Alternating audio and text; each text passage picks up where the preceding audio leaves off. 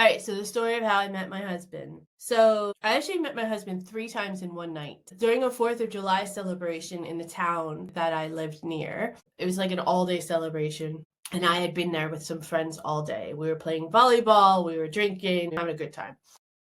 That town also has fireworks in the evening. So I had been there all day. I was a bit tipsy, and I'm sitting in the parking lot of one of the pubs that we were at to see the firework. And I hear my name called from behind from a friend that I was with. And they were like, "Oh, this is Mandy." And I was like, "Oh, hey, hi." And I like barely turned around and looked at them, right?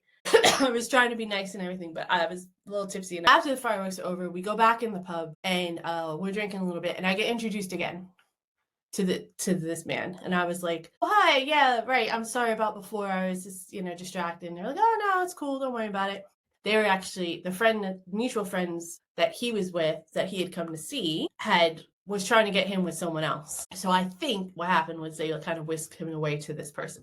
Then fast forward about an hour or so, we go to the after party at my friend's house who had lived in town. I had been there with them, and we were making food because we were all hungry. And I remember I had a cup of noodles, and I had literally just taken a bite of my noodles, a huge forkful of noodles into my mouth. And he walks in the door, and I get introduced again. So I was like, "How are you?" I got all these noodles hanging out of my mouth and stuff. And he just laughs or whatever. And a little while later, I'm starting to sober up a little bit because I have to drive home, but no one else really is sober except him. And they're playing poker, and I'm just kind of watching from afar.